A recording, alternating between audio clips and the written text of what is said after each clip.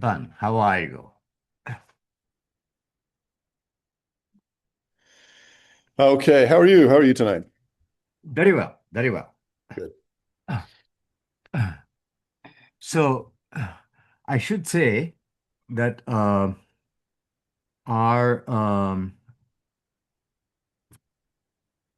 communication systems with our membership are not that hot. Yeah, So, we have lots of traction online, but events tend to be low in attendance. sure. However, we record and we socialize. Okay. Yeah, just setting the expectations. I am used to small crowds, large crowds, all kinds of crowds. So happy Yeah, to have the conversation. of course, of course. So what I was thinking was just in terms of layout, probably Deborah will say a few words about SJC at the Okay, start and talk about the CGC meetings and what that whole pattern is like. And then I thought I'd say a little bit about the resources for careers in sustainability that I've put together and my take on the current conditions, maybe 5, 7 minutes. sounds good. Hand it over to you. And I don't know how much time you need for your own presentation before we talk about the BARD programs. Um, I wasn't planning to talk in detail about the programs unless people had questions. Yeah. So, I'll speak for 20, 25 minutes about kind of my perspective on the whole Mm. job situation and how to get a job and that sort of stuff. Okay. You had Uh, done a session once a while back on how to get an interview for a Yes, job. You had yes. proposed blogging, that Yeah. kind of stuff. I That's include that. advice Yeah, that's that's still part good. of my Okay. still part of the presentation. Good. Good. Very practical. Good advice never goes out of style. Yep. Absolutely. Absolutely. You have to do end runs around the system. Just want to turn the light on. There we go. Yep. Something in the Zoom settings. Somewhere asked me if I wanted low light assistance, and it puts a halo around the whole screen that I can't get rid of. So I have to put the lights on. Well, So yeah, how are you? good lighting. Sorry. Uh, how are you doing? Yeah, just carrying on. Trying to make sense of the new world in the United States. Yep. And for my students, it's a lot of concern about jobs, obviously, and careers um and then there's AI. So, what are we going to do about that? Yeah. Um, yeah, you got out of the teaching business at the right time. Uh, Well, that's a different conversation. yeah, okay. That's a different conversation. We can have it sometime. Hmm. No, you're right. Things are changing very quickly. About AI, I will say two things. We shouldn't judge the future based on the present. Fair enough. It's an emerging technology. It'll take a while for it to mature, and economies of scale will kick in, Hmm. and Hmm. efficiencies will increase. So that whole environmental part, I'm less worried about. Yeah. What it does Yeah. to us psychologically, that's a different story. And yeah, in terms of our uh, ability to engage with the world. Yeah, yeah, And yeah. there's positives and negatives there. So I mean, I don't want to be Always. completely gloomy, but No, um, no, no. I'm yeah. never gloomy. I'm never exclusively gloomy because I understand yin and yang. Yes. Yeah. Something bad happens, it comes attached to something good, but it takes a while for the good to show up. Yeah. Yeah. And the bad often comes right away. So we'll see. Yep, No, yep. but we're struggling with, you know, the a core of what we used to teach was how to do a literature review. Yeah, And now that's a trivial exercise. If it gets it right. And in order to be yeah. able to judge that, you actually have to be able to do it, which no one wants to learn how to do anymore. So there's a bit of a Yeah, catch-22 there. yeah. And the focus has shifted. So answers are less relevant than questions. Process, yeah. Yeah. What you ask your AI engine to do will determine what it can show you. Yeah. So, learning how to ask questions, and the technique I've used with my students is don't do one search. Of course. Do a Yeah. search, learn a little more, do another search, learn a little more, do another search, learn a little more, and then ask your question. Yeah. It's because we don't know. We don't know what we're looking for. Anyways, okay. So we have a few people joining us. Uh, Catherine, Jennifer, Peter. Uh, Peter is one of my previous students. He's generally headed in the direction of sustainability planning, I think. Uh, um, why don't we wait a few minutes for Deborah to show up, and then we can go around and do introduction. Sounds good.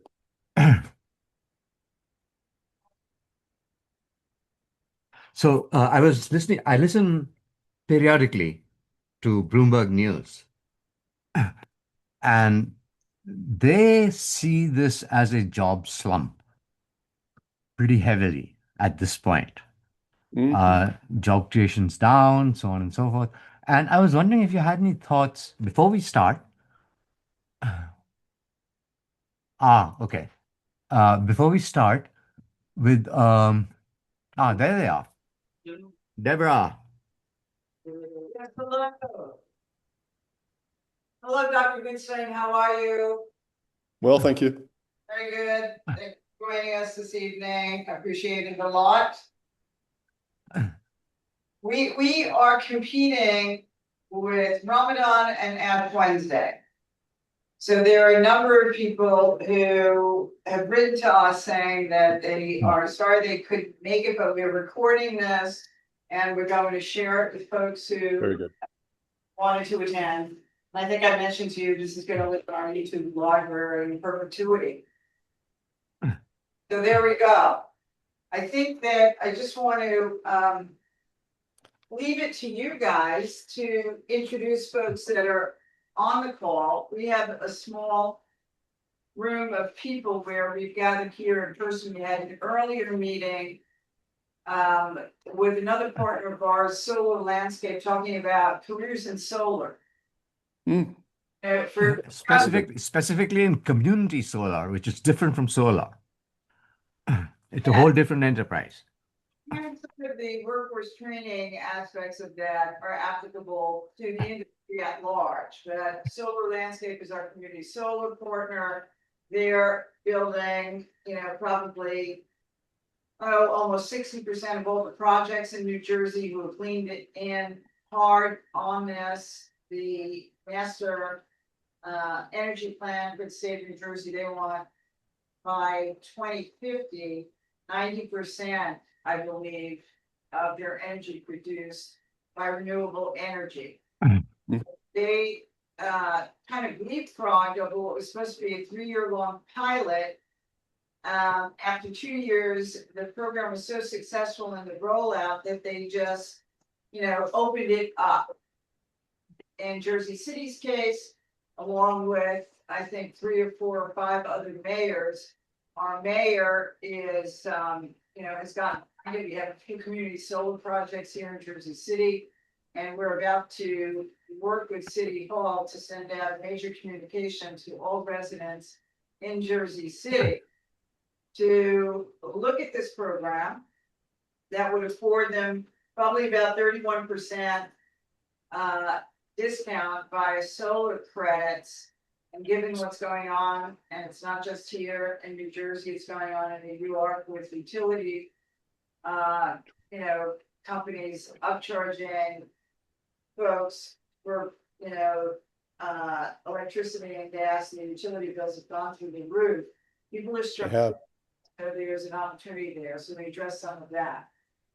We had a creative conversation earlier about all, and this is your TIA, Dr. Goodstein, all the various functions and roles up, down, and around that can be applied to almost any career aspects. So you're talking tonight about sustainability careers, and I think it's probably endless how you can go on to make that, an interesting conversation for everybody on the call. So I'm going to hand this over to you and Ash. Good, thank you. So I'll just say at the outset that I've put together a bunch of resources, which we will share later with everybody that's registered for this event. Uh, I think most of what I would like to say, Eban is going to do it anyway, so I'll stop. I'll just introduce Eban Goodstein, Dr. Professor, Doctor at Bard College. He has some really interesting programs running there, graduate programs, uh, which are a good step up after an undergraduate degree. Um, in my mind, this session was aimed at basically four cohorts. Folks that are thinking of entering undergrad and don't understand yet that sustainability is not just environmental, that it's much broader than that. And so we'd like to spend some time on that. Second, folks that are in undergraduate programs that are looking post graduation what they're going to do. They have two options. They can either get a job or they go higher education. And the job part is really dicey because things have changed a lot. Creating a LinkedIn profile now with AI is a different kind of game than creating an AI LinkedIn profile normally. So you got to take all that into account. How you present yourself, how you network, all that changes. And then students that have just graduated from undergrad who are actually in the trenches looking for a job uh, are misunderstandably having a hard time. We are in a period where job creation is low for a variety of reasons. But then we're also looking at people that are in careers, either early or mid, and that are looking to switch, pivot, or change their career trajectory, either to include more sustainability into what they do or to switch jobs. So those are the audiences I had in mind when we thought of this program. And I'm going to stop there and let Eban take it from there. Well, thank you, Ashwani and Deborah, for inviting me tonight. I'm going to go ahead and share some slides. So I'll start a slideshow here. Hopefully you can see this okay. Is that Yep, good, good we're good. visibility? Okay. Well, it's a real pleasure to be with you tonight, and to the folks who couldn't make it and might be watching this on recording. My name is Eban Goodstein. I'm the director of the graduate programs in sustainability at Bard College. We are up the Hudson River, about 2 hours from New York City. And I'll talk a little bit about the work that I do. But really what I want to talk about tonight is the work that you want to do. And as Ash suggested, we are currently in a very challenging economic environment, not just in sustainability, but across the board. But I think it's important to kind of keep in context the tremendous growth in jobs in sustainability. And I'll talk more about what that means over the last 5 years, 10 years, 20 years. The whole idea of sustainability as a concept really didn't even exist, prior to the late 1990s, in particular in the business world. But now it's become a dominant paradigm.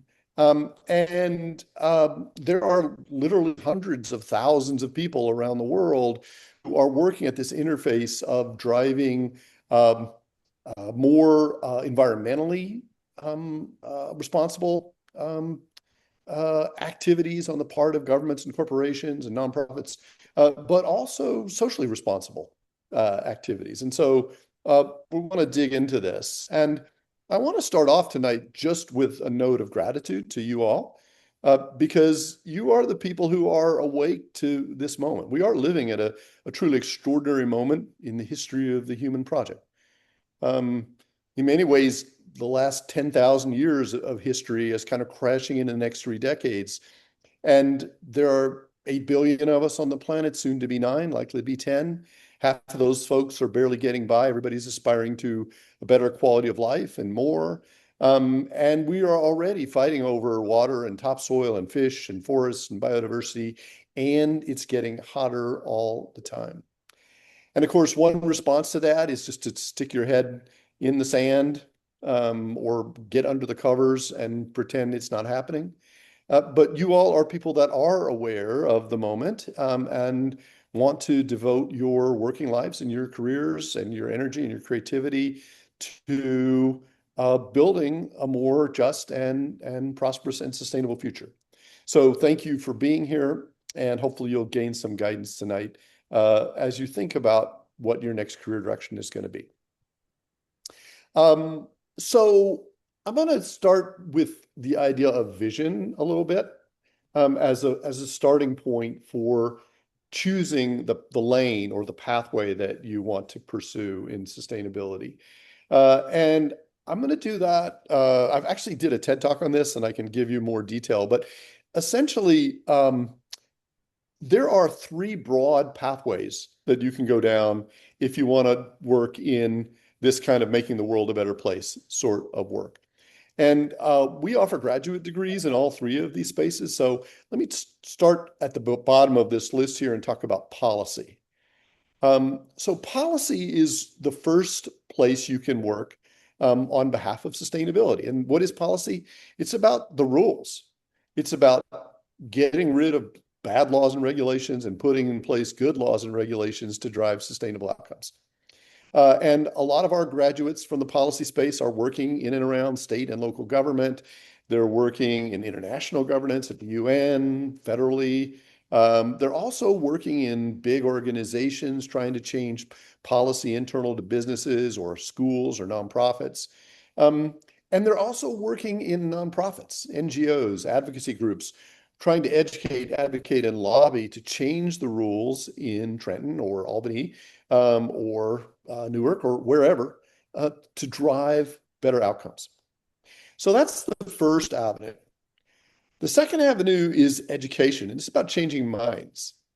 So we offer an MED in environmental education, and the graduates coming out of that program, and you don't need to have a master's to work in this space, are really working in the nonprofit museum, science center, farm kind of ecosystem that exists in every medium-sized town, every large town and city in the country, where that world is about doing the in-school, summer school, and after-school environmental education that a rising generation of young people who are not getting outside much and who are often hooked on screens really desperately need.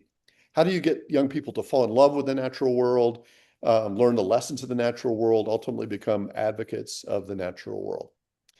So there's changing rules, that's policy. There's changing minds, that's education.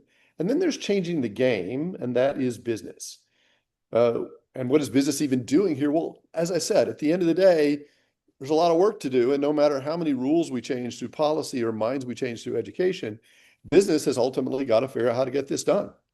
How do we get food on the table, keep the lights on for those 8, 9, 10 billion people without destroying the natural ecosystems on which the whole thing depends? So that's business, and we offer an MBA in sustainability. It's one of a few, and officially the best, I will say, MBA in the world for impact. And I'm not just saying that. We actually had an official ranking to that effect in November that we're very proud of, and I can talk more about that. But essentially, we're teaching all the MBA skills, marketing, strategy, finance, accounting, operations, but how do you use those business skills to build businesses that are in business to solve the world's big social and environmental problems? So I want you to start with this idea when you think about work in careers and sustainability. Which of these lanes do you want to be down? Do you want to be an educator, change minds? Do you want to be in the policy space, changing the rules? Or do you want to work within the 4 walls of a nonprofit or a for-profit business, actually solving problems on a day-to-day basis. Okay. So tonight I want to talk with you about navigating the chaos for a moment. The idea of a sustainability job. I'm going to give you 4 kind of concrete steps and the concrete strategy. Then we'll move to Q&A. And if there's interest, I can spend some time talking about my graduate programs in sustainability. All right. We are in a terrible job market. Just let's be right up front about this. We're in what has been a very low hire situation the last year, thanks primarily to Trump policies, chaos, tariffs, sort of disastrous macroeconomic approaches, credible uncertainty for business. Nobody wants to invest. Layer on top of that, a lot of AI uncertainty that's creating growth in some sectors, but also, having people put on the brakes or, trying to figure out how to fire people and replace them with AI. So a lot of slow job growth all across the economy. And then layer onto that some, very specific attacks on diversity, equity, and inclusion, climate policy, electric vehicles, rollbacks. So it's been a hard time to relative particularly to the last couple of decades to find work anywhere. Now, that doesn't mean there aren't jobs. And in fact, interesting statistic, last year in 2025, in the face of all these Trump attacks, there were twice as many job listings in sustainability as there were in 2020, giving you a sense of the tremendous growth that we saw over the last 5 or 6 years. But the job growth has plateaued, and you've got to work harder to find the jobs. And I think it's also important to recognize that this is temporary, right? The political attacks we're seeing are going to fade. The reality is the planet's going to keep getting hotter. We're heading in likely to another El Nino next year, so we're going to be hitting yet another temperature record, despite the cold winter we've had, or in fact, probably the cold winter we've had is a function of climate change. It's been very hot out west, and we're getting all that cold air. So as you think about a career in sustainability, it's not a decision about what I'm going to do this month, what I'm going to do the next 6 months, but how are you going to align your career goals for the, unfortunately, tremendous growth in this space that's going to happen as we try and address the challenges of the 21st century. So it's a long game, and you need to sort of be aware of that even as we navigate through a tough year. We talked a little bit earlier about what is sustainability anyway. That's a complicated word. We have a very simple definition we like at the Bard graduate programs. We call it shared well-being on a healthy planet. So work in sustainability means you are working towards greater shared well-being on a healthier planet. So it's got that environmental side, the healthy planet side, but it's also got the social side, the shared well-being side. And our graduate students are as interested in wealth inequity and access to affordable housing and helping formerly incarcerated people find jobs as they are solving climate change and ensuring people have access to clean air and water, because these things are all tied together. You can't have an ecologically inspired company that's not also socially responsible. And so both sides, we focus a lot on justice in our graduate programs, both justice within the organizations in which we work and in the impacts of our business models and educational initiatives and policy programs. Ultimately, sustainability is about radical reimagination. It's about rewiring every city across the earth, redesigning food and farm systems, regenerating prairies and oceans, soils, farmlands, and fundamentally moving from a linear economy where we take stuff out of the ground, we make stuff, then we waste it, make waste, into a circular economic system whereby all food for one production process, all waste from one production process is food for another, where essentially we're designing out pollution and waste, designing out exploitation of people and nature, and moving towards an ecologically inspired system of circular economic consumption and production. And I'm going to end this section on my favorite job title. Is one of our graduates who is the designer of circular capabilities and acumen on the responsible design team at Harvard. Not at Target, not Harvard, excuse me, Target. So Target, giant, consumer products goods company, they get that there's a problem with this take make away system. They don't exactly know what circularity is, and so they're hiring our graduates to help their design folks get educated and figure out how to move in this space, in this direction. Okay, let me give you some examples of what sustainability jobs are. So that's Martine on the left. He works in finance for regenerative agriculture. How do we channel funds to farmers? Jordan is the head of sustainable sourcing at McDonald's out in Chicago, and she also works on regenerative food systems, trying to help McDonald's green their supply chains. Jared in the middle there is a consultant. We have a lot of our grads are in the consulting space in sustainability. He's worked on issues ranging from affordable housing to, plastics pollution. Jackson in the upper right, he does climate policy for the Natural Resource Defense Council. So he's working actively on kind of the change the rules piece here, a lot of state level work. Going around the circle, Chelsea in the lower right, she works on transportation policy, has worked for, among other places, the city of Atlanta on their BART system. How do we get people moving around in a more sustainable way? Craig in the bottom middle there is an educator. Craig loves worms. He has been working at a kind of free play in the woods environmental education outfit in the Hudson Valley, loves getting kids to love worms. And then Margot works in the international arena in the area of sustainable development and women and climate change. And so what is the gender dynamics of addressing climate change in the low-income countries? So it's just a flavor for what sustainability work looks like. It's sort of all over the map, but in interesting ways. Okay. So as we think about this career space, what does it look like in more concrete terms? What are the options? Well, if you're in the change the game part of the world, there is corporate sustainability. There are the big companies that all have sustainability teams. They're embedding those people into supply chain and operations functions. You can do this working for a McDonald's, or you can do it working for a consulting firm that works for a Target or another company. There's mission-driven business, right? There are businesses that we all know, some of them local, some of them larger, that explicitly come at this work with a desire to make more sustainable products or to treat their employees better.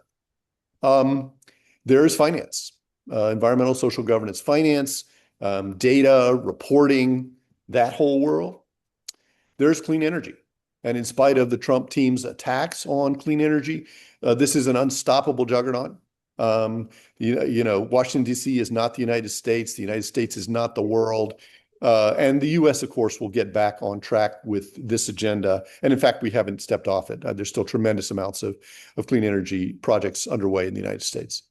And then there's local economies. This is a space, important space for sustainability, small business, and attempts to build regenerative and robust local economies ranging from farming to manufacturing to energy production, et cetera.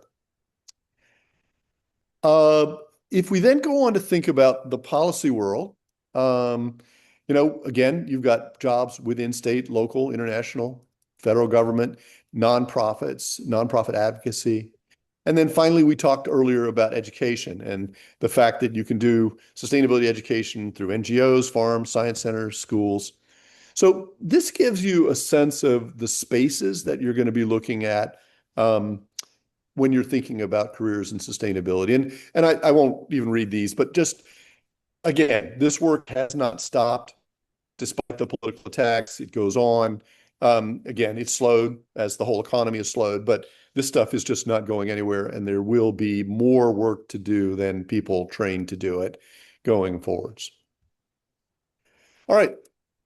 Okay, what do you do now to actually get a job? Having talked about what they are, the spaces that you might find them. So it turns out that these are my 5 steps to get a job or pretty much do anything in the world. And they are, we already talked about this one, starting with a vision, the broad level of vision, Is it change the rules, change minds, change the game? And then a sectoral vision. Just discuss that a bit. Next is, maintaining your courage in the face of adversity, right? Because you're going to ask a lot, you're going to hear a lot of no's, you're going to go down a lot of dead ends, and you just have to stay committed to the desire to do the kind of good work that you want to do and find the meaningful work in the world. Once you got those two things, you need to then start to tell a story about yourself and how you fit into this work that you can, use to persuade employers that you're the right person. And this story consists of your resume, these days your LinkedIn profile. It consists of your elevator pitch. It consists of your interview skills, and also, of course, your track record, right? What have you actually done to prepare yourself, both in terms of experience and formal education or informal education, to strengthen that story, and make yourself a more compelling candidate for a job. Networking, talk a little bit more about that in a minute as being foundational these days. Or let me just say it right now, particularly in a bad job market, this is the time to really build your social capital. One of my colleagues says that, in particular these days, it's not what you know or who you know, but who knows you, right?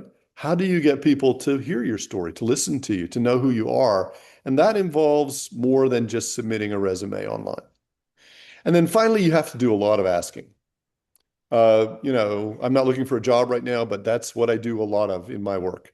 I'm just always asking people for stuff.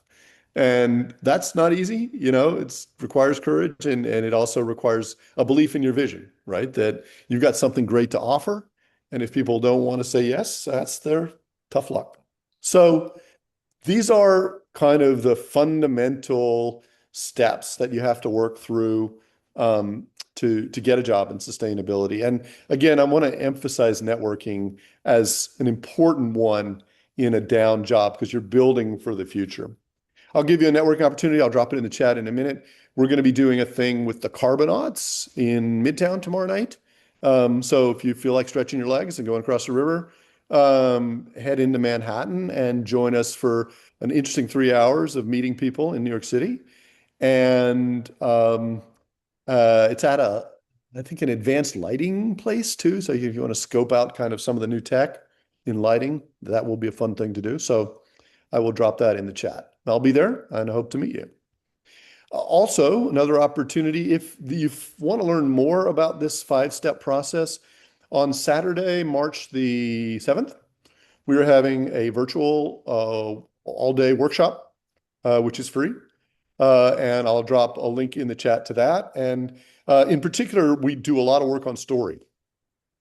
So getting comfortable with what your story is, telling your story. You will break you up into groups of a few, 5 people in the afternoon. You'll spend 3 or 4 hours working on telling a story about yourself and how that relates to sustainability. So a cool option, free, fun, and I'll give you a link to the chat in that. March 7th, one-day workshop. Is that workshop in person or Virtual. virtual? Okay, Virtual. great. It's online, so you don't even have to leave your pajamas. And You can roll out of bed, whole day. all day. All right, so let's talk a little bit. How do you build the story? How do you gain experience if you don't have it? And this is, really important.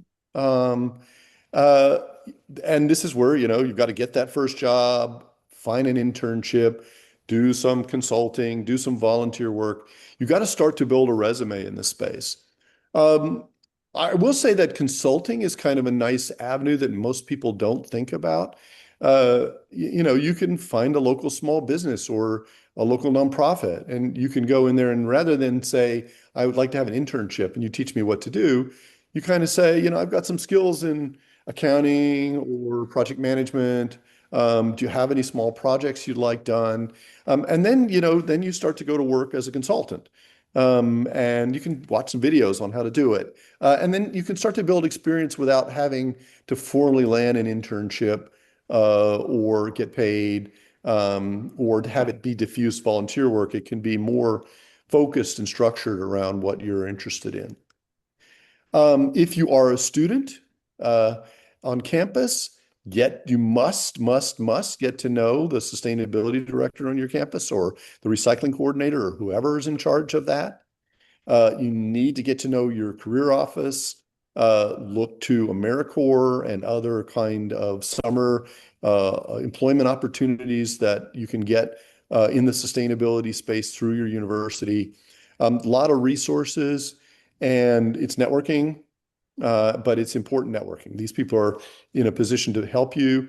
Your sustainability director might be able to offer you an internship or direct you to some volunteer work to start to build your um, your resume.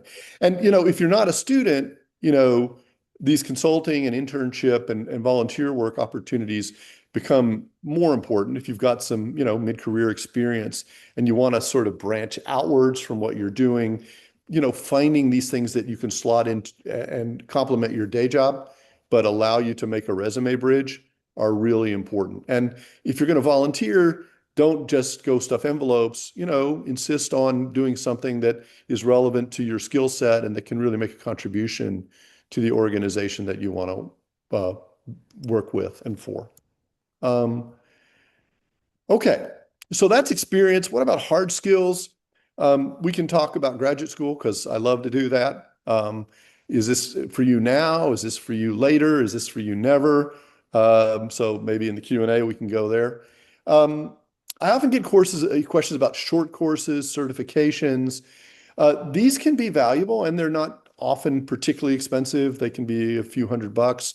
We offer some, or we're going to be offering some in sustainable supply chain and some other areas. But you shouldn't just do them randomly because they are, somewhat costly, and you want to figure out, how is this really going to help? And one way you can do that is by, looking at LinkedIn profiles of other people who have the job you want. Did they take these courses? Are they showing up? Do they seem to be, important or interesting or relevant to employers? But certainly there's a lot of ways to learn now that don't involve graduate school. They don't have the same credibility, but if you're just looking to pick up some narrow skills, they can be really helpful. And what I will say you should do is start playing around with AI applications in your area of interest. Yeah, this is really something employers are looking for, is people that at least have some AI, not fluency or literacy, because no one knows what that is, but have experienced it, have played around with it, have modified the prompts, have figured out how to get it to do things for it, and can, hit the ground running with whatever kind of AI application, And in the sustainability space, for example, one of the things that AI is very good at is kind of getting you to the frontier pretty quickly. If it used to be that if I wanted to find out, where were the worst PFAS sites in New Jersey, and what were the best practices for addressing mitigation, that would be a 2-week literature survey, right? But I can figure that out now in about 45 minutes, playing around with AI and pushing it a little bit, and I can be much more informed with less work, and that's an important piece. Another important piece is using AI to help you develop reports and summarize data around, greenhouse gas emissions, water use, recycling rates, those sorts of things. So how do you work with AI to get it to generate interesting or informative reports and information? So again, lots of short courses, lots of videos that you can watch, and this is definitely a place to spend, a couple hours a week if you're in the job search mode right now, just kind of getting skilled up. Let me talk a little bit about networking, and then I'll wrap up. So this is a mysterious thing for most people and very uncomfortable, right? So you go to this Carbonauts event and there's a bunch of people standing around with wine glasses, and you go, oh my God, I just want to melt into the wall or something. So the way I approach this is with love.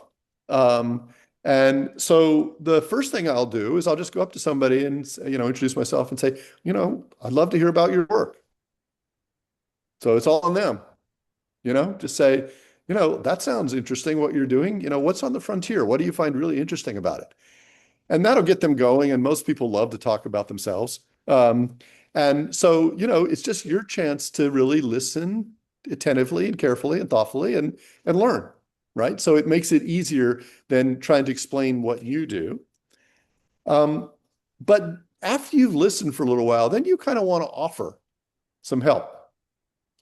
And that can be simple. It's like, oh, I read this article that I think you would really find interesting. Can I send it to you? Or, there's a person that I think you should really meet. Or, I've got this podcast and I'd love to interview you or whatever, right? But is there some way that you can help the person and show to them that you're listening to kind of advance their work and make their conversation with you worthwhile? All right, then it's your turn. So, after you've offered to help them, you give them your vision, and this is your story, right? You've got your little elevator pitch, good chance to practice. It doesn't matter if you get it wrong tomorrow night. It's a good chance to practice it, explain what it is you're interested in. And then if all goes well, then you get engaged because that's what people who fall in love do. You've really connected and you're both excited about food sustainability or clean water. And maybe there's a way you could work together, right?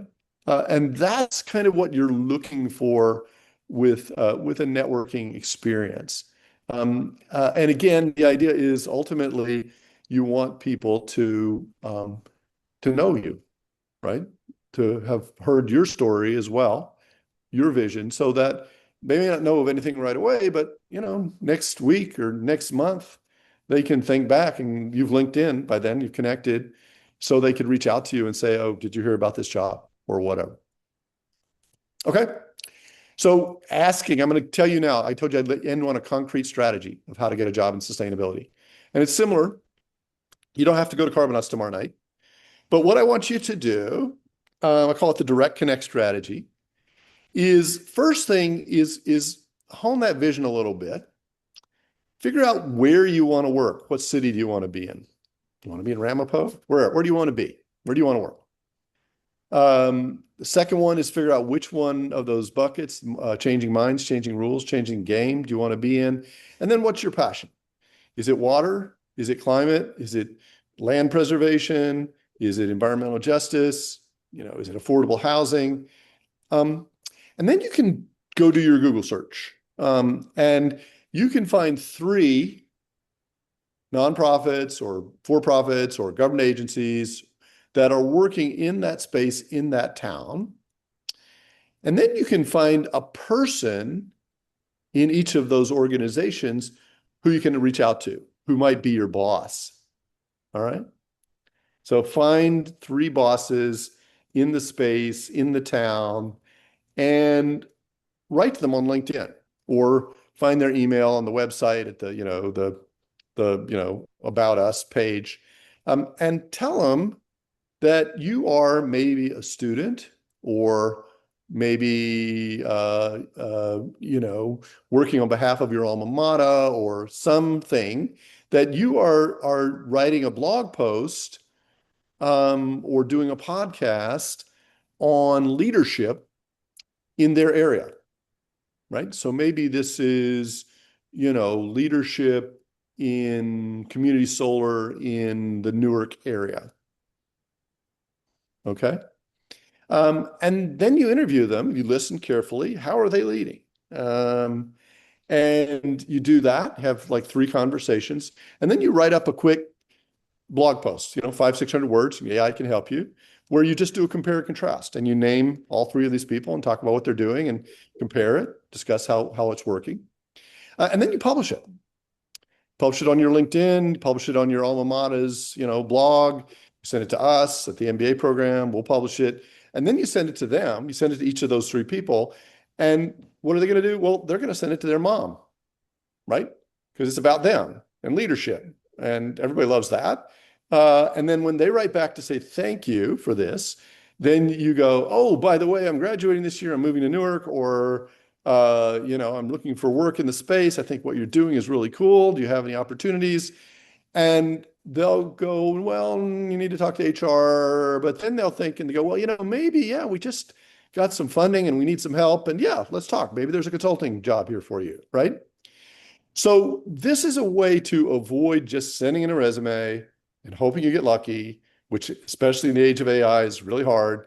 And instead going right to the people who are making decisions and make sure they get to know you, right? You get to know them, but they get to know you because they can tell that you're a good listener, that you write well, that you know social media, that you're curious, that you show initiative, and they know all that about you even before you've even asked them for a job because you've gone through this process.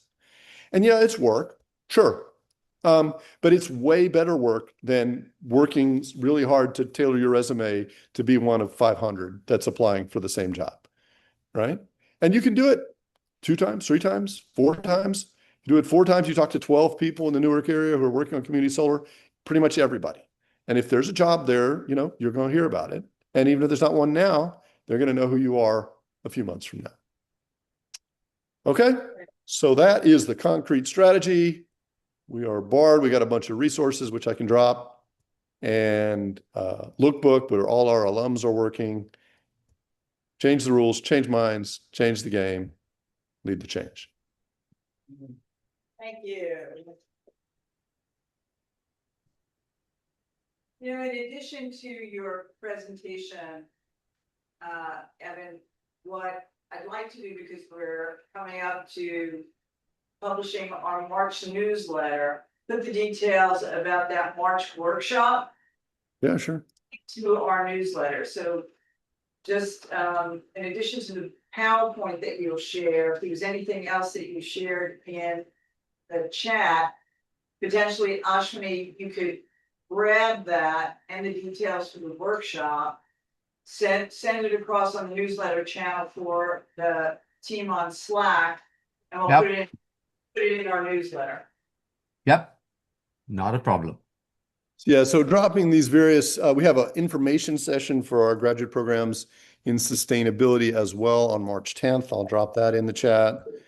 And then the Carbonauts event tomorrow night, if you want to come meet me and a bunch of other great people in New York City tomorrow night. Thank you very much. Thank you. It was outstanding. Does anybody have any questions who are in the room for Dr. Goodstein?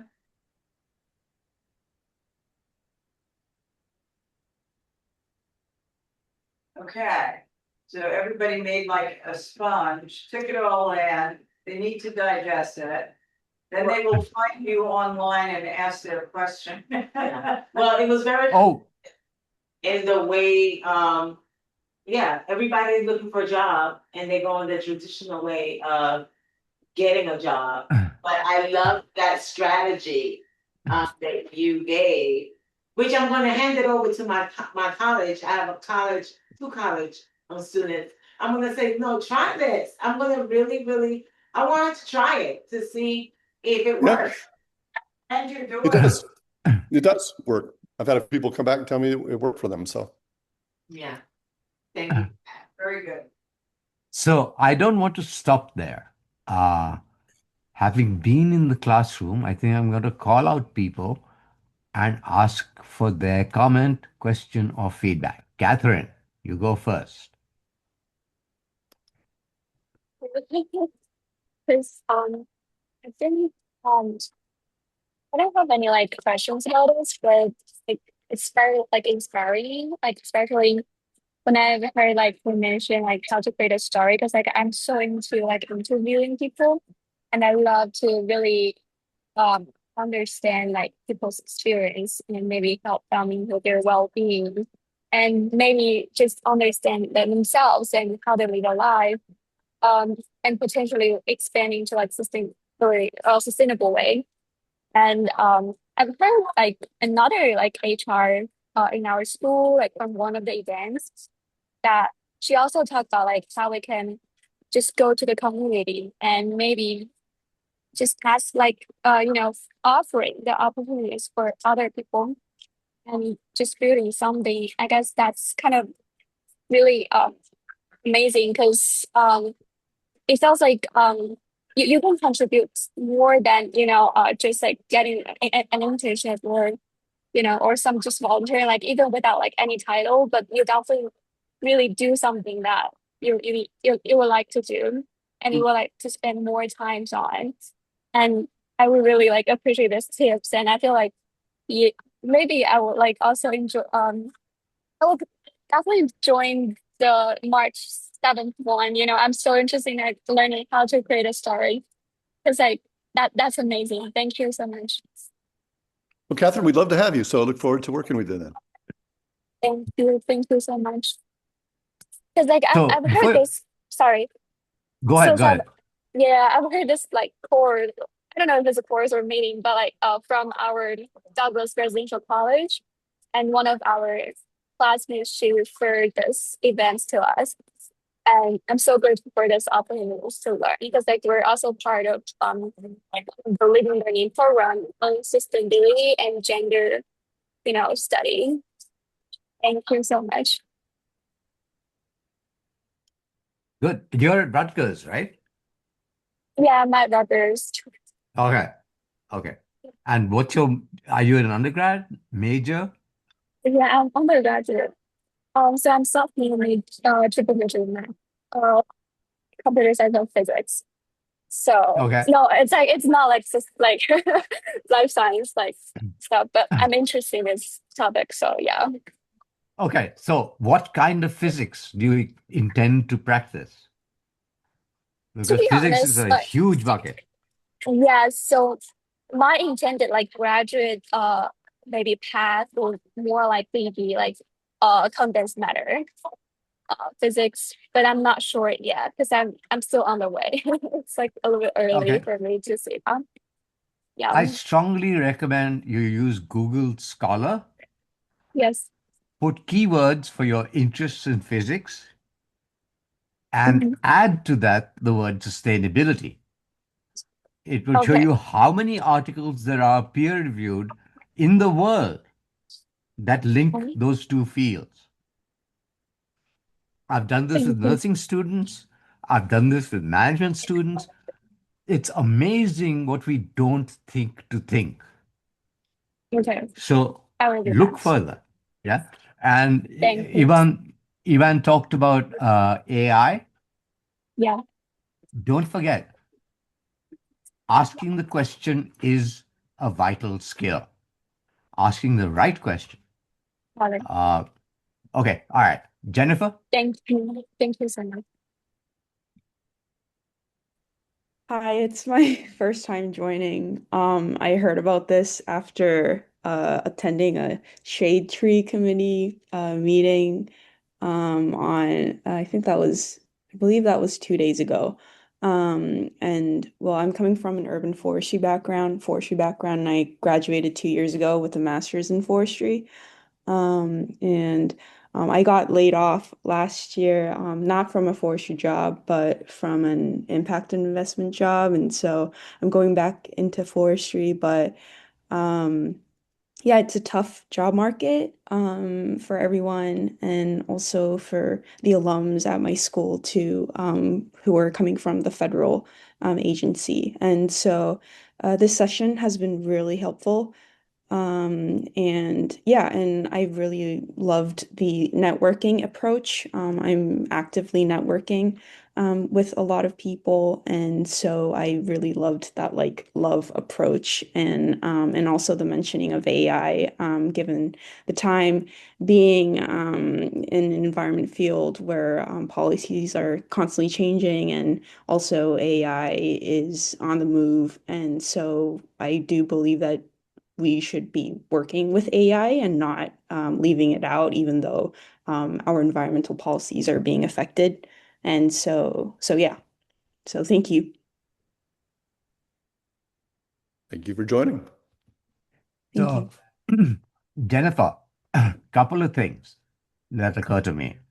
It really pays to build on what you already know. Right. Okay. So, and the biggest obstacle we face as human beings is that our imagination is constrained. by what's already in our head. Some people call this confirmation bias. How do you imagine something that you've never thought of before? And AI is very useful for that purpose, to broaden your vision. So if you don't know how to link urban forestry, for instance, with sustainability in a job, running 5, 6, 7 searches with an AI engine will give you a broader knowledge of what you can do. Mm. So, all the automation aside, it can be very useful. Mm. Okay, Peter, you want to go next? Sure, sure.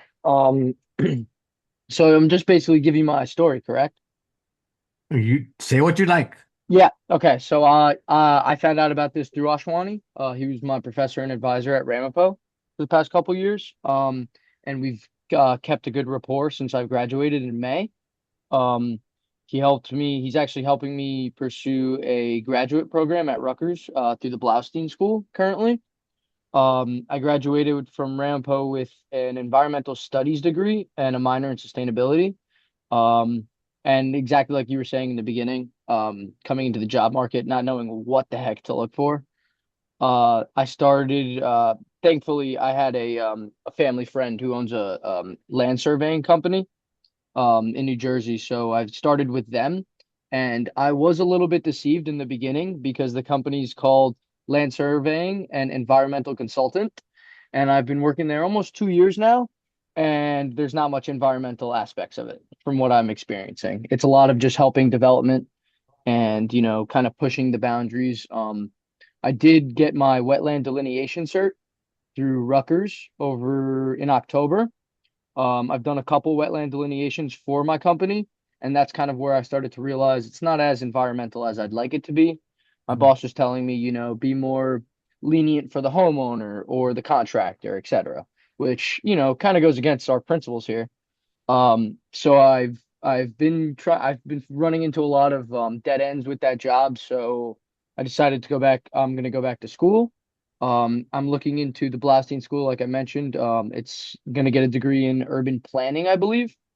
Um, and I've discussed with Ashwani multiple times over the years. I don't know exactly where I'd like to pursue, but the urban planning aspect is the most appealing to me. I feel like I have a good brain for critical thinking and problem solving, and I do a lot of research because Ashwani's been my professor for 4 years. So research, research, research, Google Scholar. And yeah, I'm kind of just going through that process right now, figuring out what my concentration is going to be.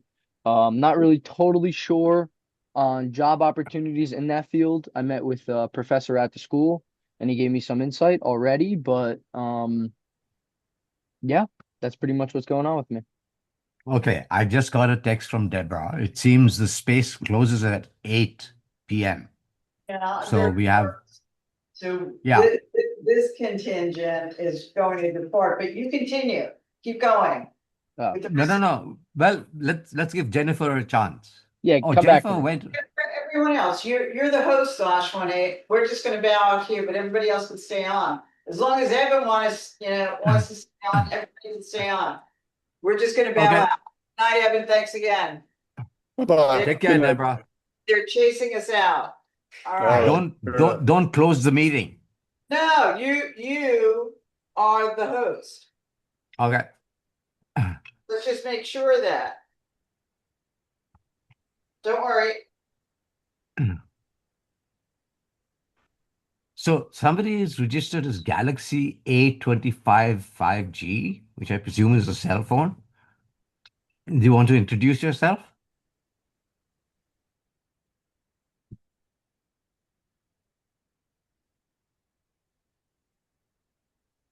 No. It No? might be an Yes? AI. Could be an No, AI. it's a phone. It's a cell phone. Oh, okay. All right. Eban, any last words that you'd like to share about No, your again, program thank you or very much for your aspirations, for the good work you're going to do over the next 50, 60 years. We need it. And let me know if I can help. Hope to see some of you on March 7th or tomorrow night. All right. Bye-bye. Thank you. Thank you.